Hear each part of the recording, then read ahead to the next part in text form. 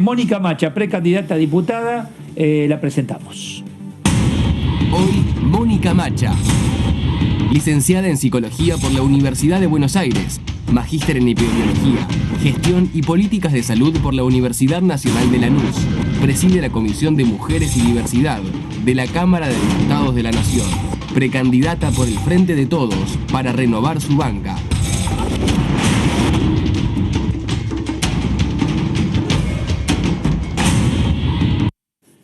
Hola Mónica, buenas tardes. ¿Qué tal? Hola, buenas tardes. ¿Qué tal? ¿Qué tal? ¿Cómo estás? Bien, muy bien, gracias Muy bien. Mónica. Gracias por atendernos. Muchas gracias Mónica, muchas gracias. Bueno, es importante renovar por mucho trabajo que queda por concluir o por agregar distintas variantes, ¿no?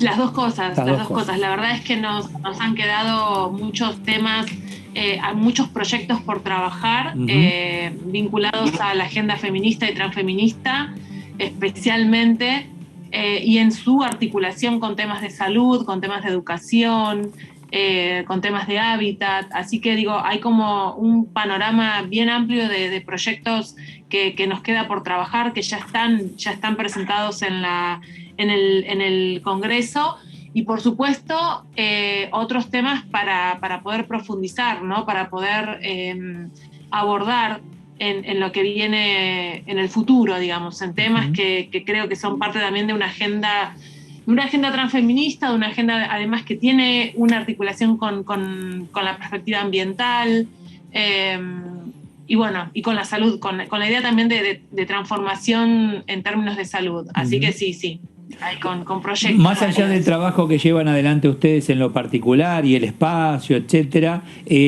¿opositores también van de la mano con estos temas? ¿Acompañan?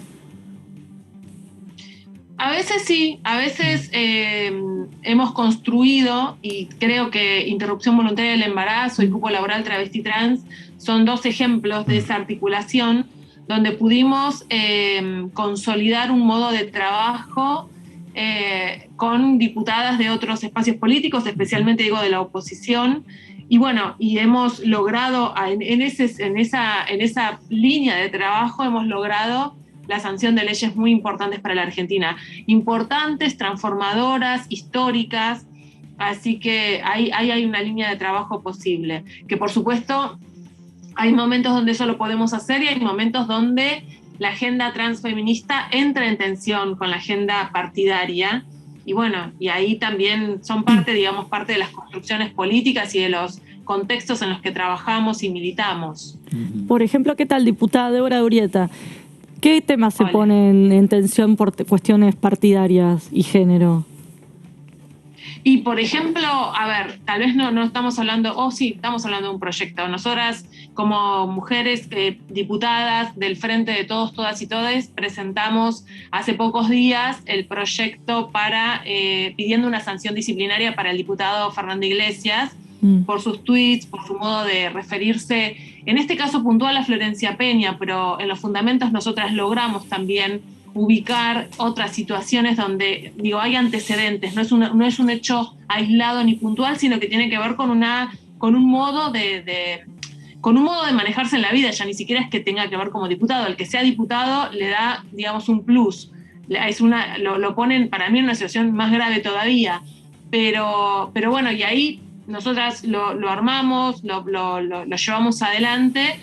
Y no hubo acompañamiento de las diputadas de Juntos por el Cambio. Muy por el contrario, lo que hubo inclusive desde ese espacio político es un nivel de apañamiento y de protección muy marcado. Diputada Mariana Espesal, la saluda, buenas tardes. Para conocerla un poquito más y bueno, porque esta es una sección también en la que hablamos no con la diputada, sino también con la candidata a renovar la banca. Vimos que fue docente de la Universidad Nacional de Lanús, que tuvo actividad también en Morón, es decir, que su actividad política está en el conurbano bonaerense. Si nos puede contar específicamente dónde está, usted es candidata por el Frente de Toda la provincia de Buenos Aires, dónde está su actividad política y cuáles son las demandas de la comunidad donde usted se desenvuelve. Bueno, yo soy vivo y milito en el partido de Morón. fui parte digamos, del gobierno municipal que se inició en el año 99 en la ciudad de Morón hasta el 2015. Y hoy también ese es el espacio político al que yo pertenezco, que es Nuevo Encuentro, hoy vuelve a gobernar la ciudad de Morón. Así que estoy como con mucho recorrido de la política local, de la política municipal. Mis ámbitos de trabajo siempre han estado vinculados sobre todo a la articulación entre salud y género.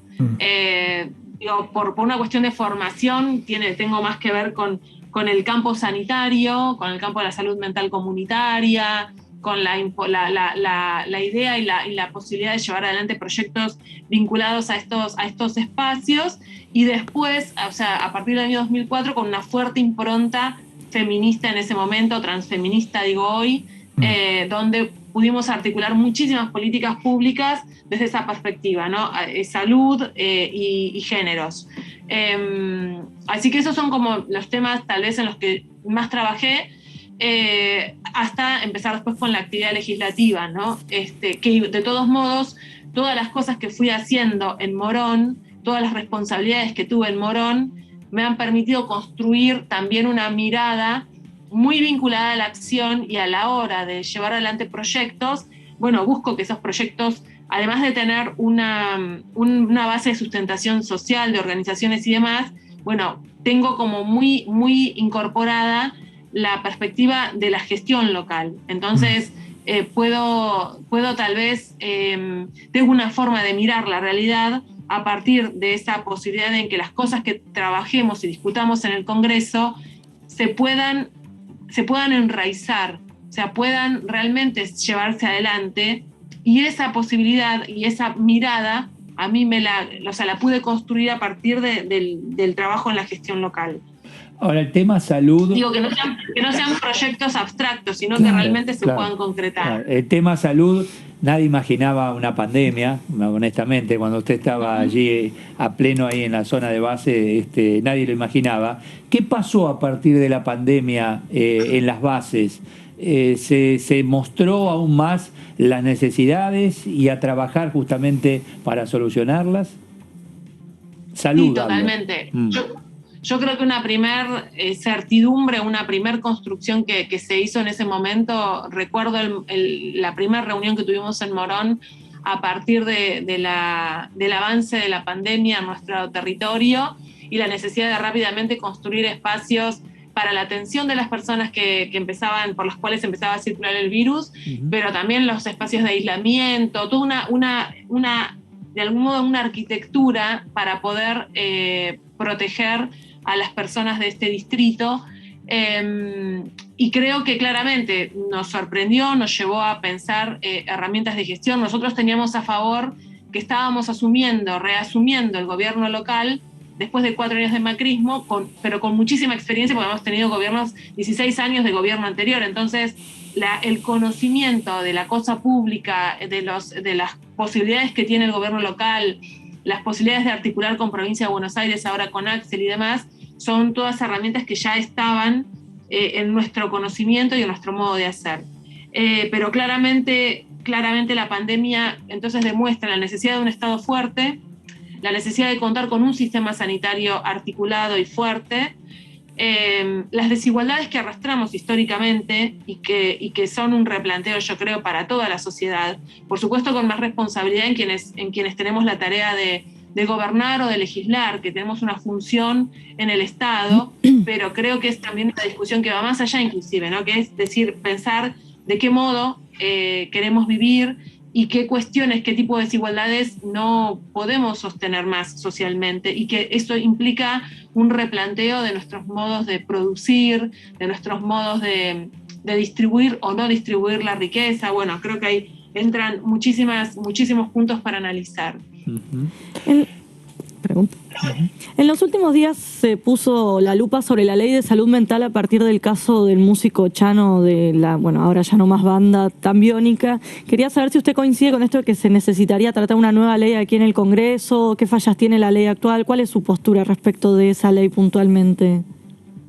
Yo creo que la Ley Nacional de Salud Mental es una ley muy buena, es una ley que se trabajó con todos los espacios vinculados a la salud mental comunitaria, institucional, donde trabajamos, y me incluyo porque fui parte de esa discusión, muchísimos colectivos que desde hace mucho tiempo vienen y venimos trabajando por una salud mental comunitaria donde la locura no sea un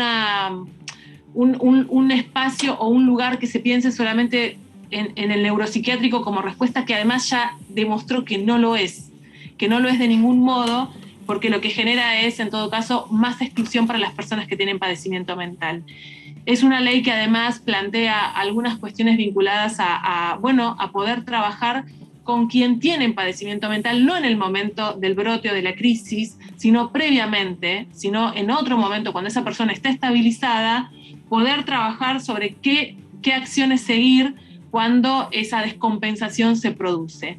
Implica un trabajo con las familias, un sistema sanitario en salud mental diferente, donde pueda haber casas de convivencia, espacios comunitarios, más intervención del hospital general y no tanto del monovalente cuando estamos hablando de problemáticas de salud mental. Entonces yo creo que nuestra ley de salud mental es una ley excelente y de avanzada. No creo sinceramente que haya que hacer grandes modificaciones. En todo caso, siempre creo que hemos tenido una construcción de leyes donde tal vez en un momento de nuestro pensamiento binario, varón-mujer, y hoy necesitaríamos a muchas leyes, incluyendo la de salud mental, poder darle una perspectiva desde la diversidad sexual.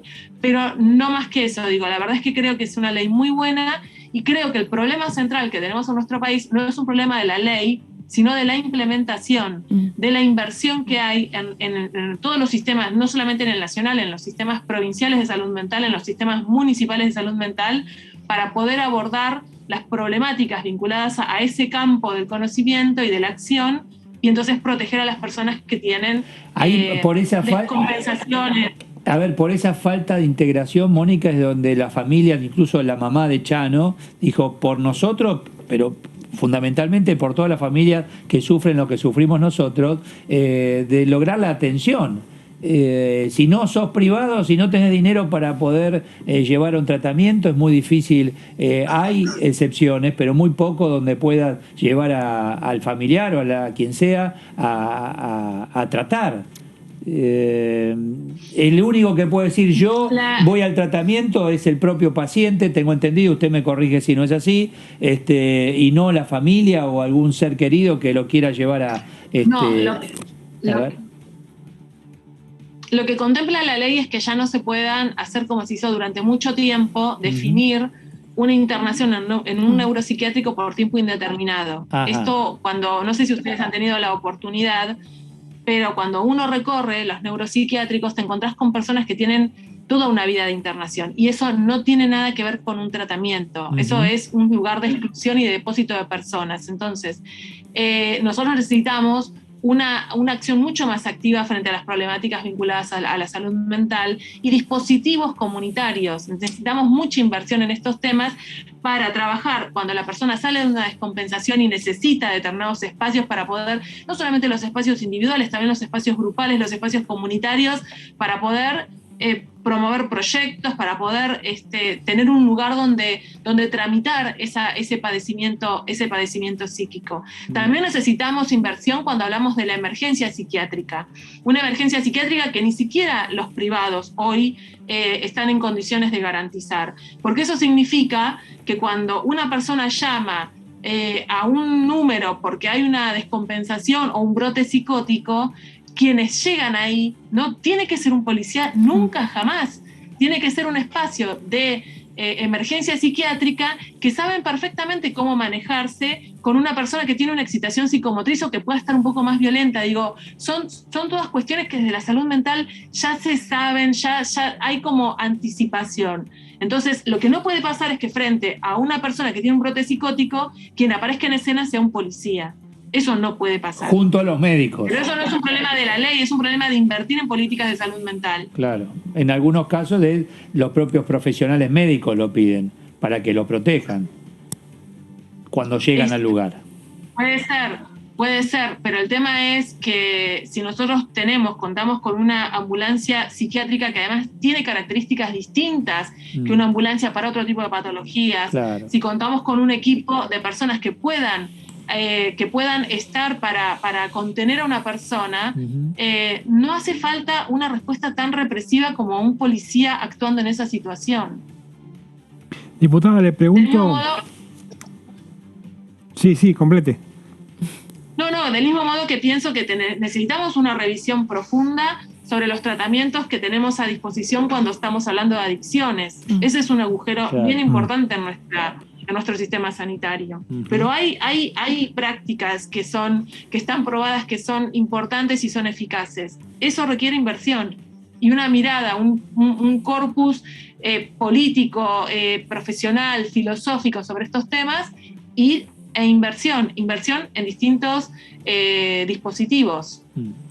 Diputada, le pregunto sobre la campaña esta que empezó, la campaña electoral, porque hay una particularidad muy grande que vamos a tener elecciones en pandemia y esto no había ocurrido, me parece, en la historia democrática argentina, y hay que ver cómo reacciona la gente, por un lado. ¿Cómo va a ser la campaña? Una campaña que no va a poder ser tan presencial como ocurría tradicionalmente. Y por otro lado, ¿cómo piensa que va a reaccionar el electorado, la gente, ¿no? Porque, digamos, es un momento también de mucho dolor en la sociedad, con más de 100.000 muertos durante la pandemia, año y medio, digamos, con muchas complicaciones. Entonces, esa experiencia le quería preguntar a usted, si ya está teniendo algún tipo de contacto, que nos pueda comentar cómo va a ser esta campaña en pandemia, ¿no? Yo creo que es una campaña que va a ser mixta, que va a tener mucho de virtualidad y acciones también presenciales, pero muy acotadas en la cantidad de personas que participan y en cómo se organizan esas actividades. Como vos decías, es toda una situación inédita y atravesada por mucho dolor y muchas pérdidas. Yo lo que creo es que parte de nuestro modo de poder pensarnos como espacio oficialista e intentando renovar el compromiso con el pueblo que se ha logrado en 2019, es poder posicionarnos también en un análisis de las cosas que sucedieron, ¿no? De poder pensar cómo se gestionó la pandemia, con la construcción de los hospitales modulares, con la campaña de vacunación, con el acompañamiento actual que hay hacia la reactivación económica y cómo eso de a poquito se va viendo y se va consolidando. Nadie puede escapar a una mirada que está atravesada por la tragedia en esta pandemia y nos pasa a nosotros en Argentina y les pasa a todas las personas en todos los países del mundo. Lo que en todo caso de lo que podemos dar cuenta es de que desde el primer momento hubo y hay un compromiso para estar al lado de cada necesidad, para poder llevar ese alivio, que es un alivio colectivo y comunitario, y que también es un modo de cómo vamos a transitar estos duelos, ¿no? Que no lo sabemos y tampoco sabemos mucho de esta pospandemia. Hablábamos de salud mental. Bueno, ¿qué es lo que pasó con nuestra salud mental y cómo vamos a retomar algunas cosas y tal vez otras ya no y cambiaron para siempre? Porque creo que el atravesamiento de la pandemia nos ha tocado en muchísimas dimensiones. En todo caso, lo que nosotros planteamos es, bueno, ¿cuál es la vida que queremos de acá en adelante? Y esto lo queremos transitar con nuestro pueblo y desde una propuesta electoral que es la del Frente de Todos, Todas y Todes. Muy pocos gobiernos en el mundo tenían experiencia, yo diría prácticamente ninguno, claro, en relación a llevar adelante trabajos, procesos y decisiones en pandemia. ¿Autocrítica en medio de esta situación, Mónica? O sea, a veces nadie quiere decir vamos a matar 100.000 personas, o no vacunemos, o guardame las vacunas hasta que yo te diga. Yo no creo en eso, me niego rotundamente. Ahora, sí podemos cometer errores. Absolutamente, y yo creo que como todo proceso social, político, humano, tiene aciertos y errores. Creo que el principal acierto está vinculado a una definición de esto, de un Estado que interviene y acompaña y que pone toda su inversión en mejorar las situaciones que aparecían más urgentes, ¿no? Que en principio tuvo que ver con el sistema sanitario y que una vez que eso ya tuvo como un camino, un recorrido, comienza también esta reactivación económica. Todos sabemos el país que tenemos y cuál es la situación en la que nos encontramos cuando asumimos. O sea, yo no quiero ser reiterativa y tampoco creo que sea necesario, porque la gente sabe qué es lo que pasó y cómo estamos, y entonces me parece que en todo caso el acierto más importante está en este punto, en la decisión de distribuir, de estar presentes, de generar política pública que pueda acompañar estos momentos, y errores, por supuesto que hemos tenido errores, que algunos muy, muy visibles y otros tal vez los veamos con el tiempo, que tienen que ver con la gestión. Por supuesto, somos parte de un proceso humano, no hay prácticas perfectas, y por supuesto que hay situaciones que hubiésemos preferido no atravesar, que tienen que ver con la definición de algunas personas. Pero bueno, también se han tomado medidas, y pienso en el vacunatorio VIP como un error enorme, gravísimo, y también también junto con esto se han tomado en ese momento las medidas disciplinadoras y que transformaran esa situación rápidamente, no hubo titubeos en ese punto. Entonces, con todo esto creo que lo que estamos poniendo en juego en esta elección es, como en todas, ¿no? Como en muchas ya, desde la consolidación de Juntos por el Cambio como espacio político, lo que se pone en juego son los modelos de país. Un modelo de país vinculado al Estado, a la distribución, a la producción, al desarrollo, pensando en la soberanía, trabajando sobre la soberanía de nuestro país, o un modelo como el que propone Juntos por el Cambio, de un Estado chico, de dejar todo en manos del mercado, de endeudar el país como lo hizo el macrismo durante su gobierno. Bueno, me parece planteadas estas cuestiones, obviamente la definición y la decisión, como siempre, está en manos del pueblo. Me quedé volviendo a tema más atrás, con el pedido de expulsión o de sanción al diputado Fernando Iglesias. ¿Cómo avanza ese tema? Justo pensando también un poco en las visitas a Olivos y demás. ¿Cómo avanzará ese tema aquí en la Cámara Baja?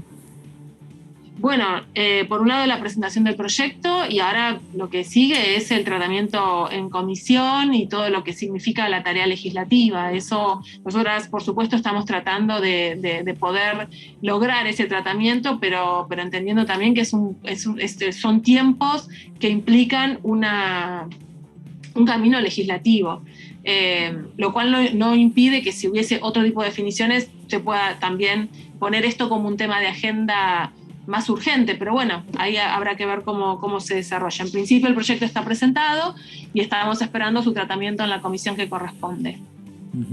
Diputada, referido a lo que preguntaba Débora recién con el tema de Fernando Iglesias, Florencia Peña, las visitas a la Quinta de Olivos, desde Juntos por el Cambio les han marcado al oficialismo en medio de este debate cuál fue la postura del Frente de Todos respecto del senador José Alperovich, que hoy está suspendido, ¿no?, por un caso, una denuncia de abuso intrafamiliar.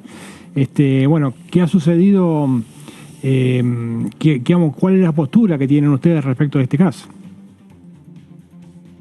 Bueno, en principio está suspendido. Sí. No está suspendido. Perdón, no está suspendido. Se tomó licencia, no es lo mismo. Sí.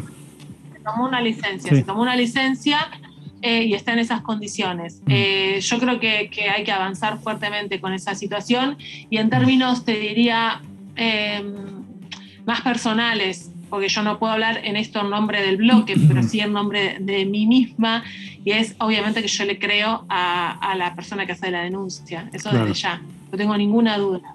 Claro. Que la mujer es la que dice la verdad. Más allá de recién hablábamos del tema campaña, pandemia de por medio, va a llegar el día de la elección, el 12 de septiembre, se van a necesitar más escuelas, se van a necesitar aún más presidentes y más fiscales.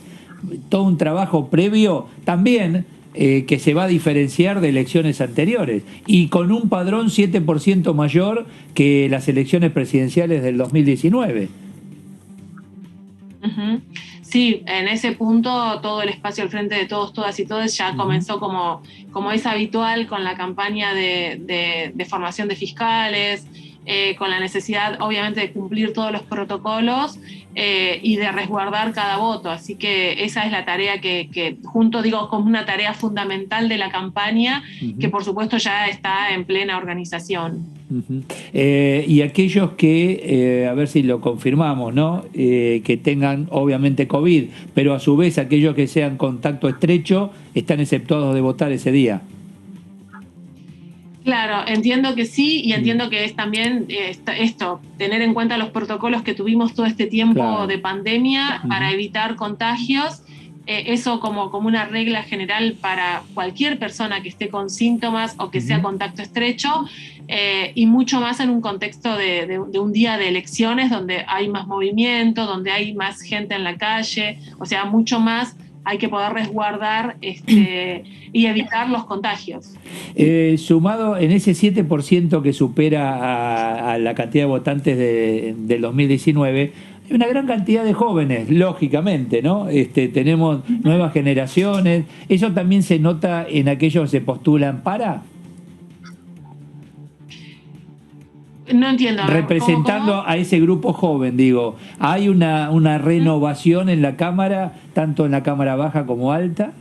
¿Gente más joven, nuevas generaciones? ¿De que los conoce? Me parece, por lo que voy viendo, que no, que hay como una generación ahí media, ¿no? No vi tantas, en las listas tanta gente más joven, por lo menos en las funciones nacionales. Tal vez en las municipales, en los consejos deliberantes sí hay más gente joven. En los consejos deliberantes sí. Estoy pensando ahora en las listas, sí, ahí sí. Le retomo el tema de la juventud a la diputada. Digamos, siempre en las elecciones se dice, bueno, el Frente de Todos o el peronismo tiene una llegada más directa a la juventud. Apareció una sorpresa. Claro, Juntos por el Cambio, más al electorado más adulto o de adulto mayor. Pero ahora, digamos, los jóvenes están un poco enojados por lo que viene sucediendo con la pandemia, que han tenido que estar mucho tiempo encerrados, y aparecen actores nuevos de la política que le abren a los jóvenes. Digamos, si eso es un fenómeno por ahora porteño. ¿Se está verificando, por ejemplo, en el conurbano esta situación también? No, igualmente mi mirada también es una mirada muy parcial, porque cuando frente a estas preguntas voy pensando en la gente que conozco, en cómo se están organizando, en los debates que se están dando,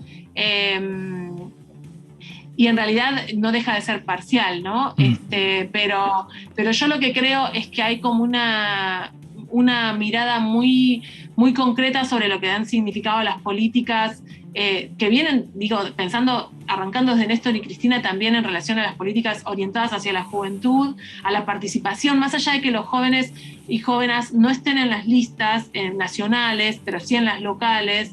Hay una participación de la juventud muy importante en gobiernos locales, en gobierno provincial, en gobierno nacional. No es solamente todo en relación a las listas, y también a las políticas públicas, ¿no? Políticas públicas que constantemente están incentivando a que la juventud pueda acceder a un primer trabajo, a que tenga mejores condiciones para estudiar, aún en el contexto de la pandemia, con todo lo que significó el no poder contar con la presencialidad. Hay, políticas para que los pibes y pibas puedan llevar adelante y acompañar sus procesos de estudio, y me parece que todas esas son políticas que tienen que ver también con una mirada específica sobre la juventud, pero y también a veces acompañadas de políticas que tal vez no son para el sector especialmente, pero que generan mejores condiciones si sus familias están en mejores condiciones. Entonces, hay un fenómeno que es más, se da inclusive con personas que no son jóvenes, ¿no? Que hay personas que se postulan en representación de determinado discurso o ideas de la juventud y no son jóvenes, y que plantean inclusive de algún modo posturas bien conservadoras. En nombre de la libertad extrema terminan proponiendo posturas más conservadoras, más liberales extremas, y que no contemplan la idea de poder pensarlos en términos más comunitarios y de mayor igualdad. Así que bueno, también creo que ahí hay mucho, no sé si enojo o malestar por lo que significó este tiempo de pandemia en términos de la imposibilidad de acceder de poder encontrarse sobre todo con los pares, y también entiendo que esto es una situación que nos excede y es una situación que nos ha tocado transitar como humanidad. A mí me parece que también parte de nuestra tarea como adultas, adultos, adultes, es poder acompañar en la tramitación a los más jóvenes en esta situación. Porque la verdad es que lo que se intentó evitar es la mayor cantidad de contagios, la mayor cantidad de muertes, la saturación del sistema sanitario. Nosotros no hemos tenido ninguna saturación del sistema sanitario, excepto situaciones más complejas en Jujuy, pero después hemos podido dar respuesta. Entonces, esto me parece que también hay que poder visualizarlo y ponerlo en sintonía con nuestra región, o sea, compararnos con nuestra región, con lo que es América Latina, porque ahí es donde podemos ver también las diferencias de un sistema sanitario y de un gobierno que está permanentemente al lado y pensando y llevando adelante acciones para poder tener mejores condiciones de vida. Gracias, diputada Macha, por este tiempo, muy gracias amable. A ustedes. Gracias. Muchas gracias. Muchas gracias. Buenas tardes. Es complejo e interesante.